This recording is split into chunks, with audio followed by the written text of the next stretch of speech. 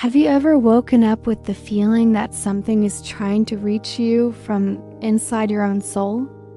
Today, we'll share the story of Eliza, a quiet woman whose life changed the moment she found something written on her own skin. Something she didn't remember writing, something she couldn't ignore. Alyssa had always been quiet, not shy, just internal. She lived in a small apartment filled with books and silence. She worked as a copy editor, loved herbal tea, and often felt like life was happening slightly to the side of her, never directly through her. Every morning she followed the same routine. Wake at 6:30, stretch, wash her face, make a cup of tea, and sit by the window for exactly 15 minutes before opening her laptop. Life was peaceful, predictable, and a little too quiet. But on a Tuesday morning, something shifted. As she stretched and looked at herself in the mirror, she saw something unusual.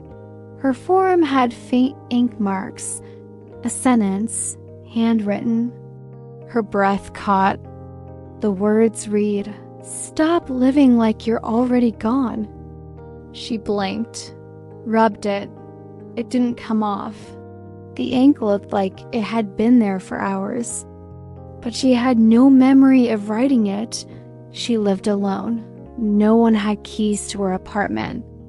The handwriting looked like hers, but shakier. Almost like it came from a version of her she didn't know. She wore long sleeves that day, tried to focus on work, but her mind kept returning to that sentence. Who wrote it?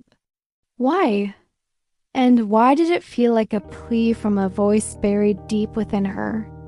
That night, she couldn't sleep. At 2:14 a.m., she opened her journal. Flipping through pages, she found empty words.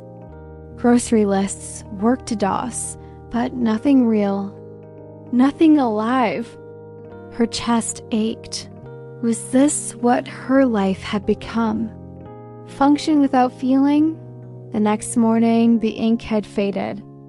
But another message had appeared, this time on her left thigh. The life you want is waiting, but not forever. Tears welled in her eyes. She hadn't cried in months. She tried to explain it away. Maybe sleepwalking, maybe her subconscious. But deep down, she knew these messages weren't madness. They were truth, her truth. She began to watch herself, her reflection, her thoughts, her silences. Each message became more direct. One said, "Wear the red dress. He loved you in it. You loved yourself in it more."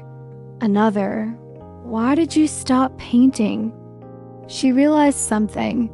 The voice that wrote on her skin knew everything she had buried, every desire she had silenced, every part of herself she had abandoned to be more acceptable, more neutral, more invisible. One night, she decided not to cover the message. She left it exposed.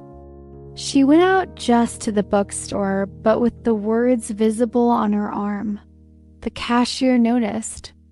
Read it, looked into her eyes, and smiled. "That's beautiful," he said. Something shifted inside her. Like the permission she'd been waiting for had been hers all along. The messages continued. But now they weren't just warnings, they were invitations. Dance tonight. Even if no one watches, say yes to what scares you a little. Call your sister. She misses you. She followed them.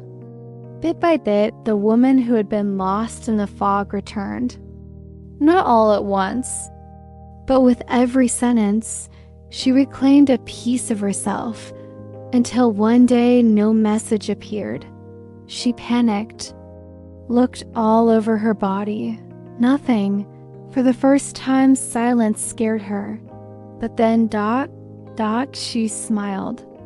She didn't need the messages anymore because now she was listening without needing to be reminded.